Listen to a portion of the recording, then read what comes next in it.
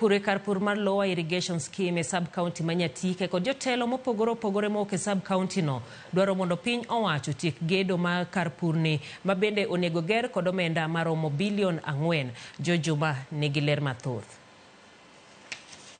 Gedo mar kar pur mar Lower Irrigation Scheme mane ochak higa mar 2012 masani pod thembo osebiro ka kelo penj mathoth malo duoko.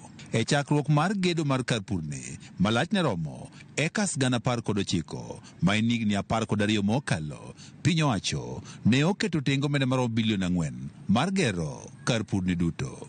Nyaka sani mana ekas maromo 4,500 kende ma ipure kothe mopogore opogore ma oting'o chele. Chandruok maduong' mosebedo godo e skim no ni budget mane sirikal ondiko ni onego bed ni iloso go skim pok omiwa.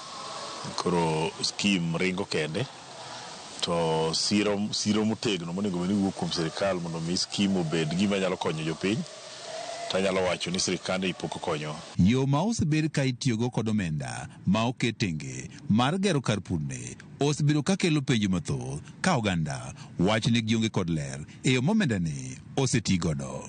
Pesa ma osebiro e skim ok gik 1.5 bilion. Nikech pesa manokel mokwongo ne en milion 980 manokel mokwongo, to nokele kapok nabedo MP to notiyo marach. Koro bang' tiyo kode marach no wasebedo kwanwang'o mana ka milion 50 e higa. Maneja mar kampuni mar Lower Irrigation Scheme Isaac Munga wacho ni mana maromo omenda bilion 1.5 emosetigo e gero kar pur ni. Munga wacho ni piny owacho osechiwo rak ne kembe 3 ma bende kinde machuok dhi chako medo gero kar pur ni.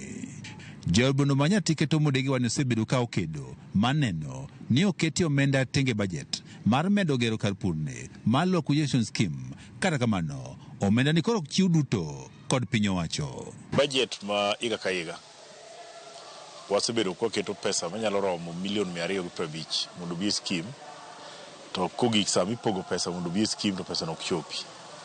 Manyiso ni samoro dole otere kama chielo. Dwe mar piny owacho eketo maino mar neno ni kar pur ni otiyo makare, iteno kod midhieche masani okwako kar pur ni.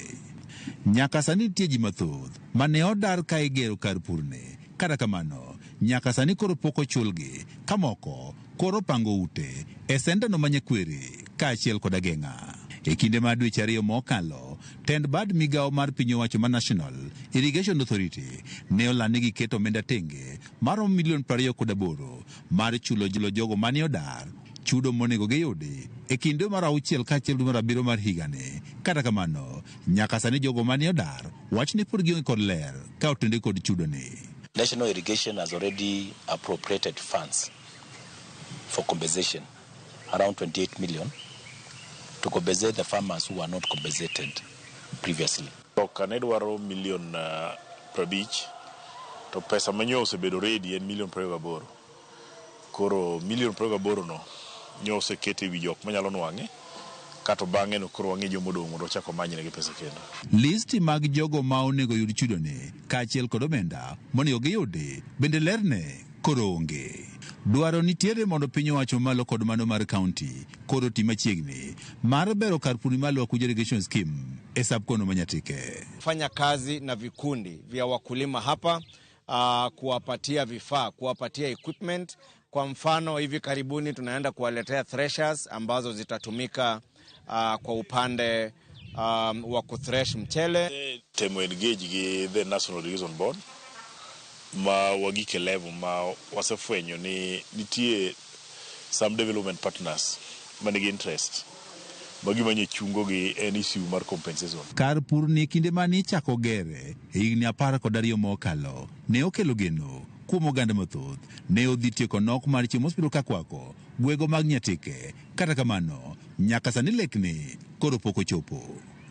Jojuma, Ramogi TV, Migori. Kuonde tiegruok mag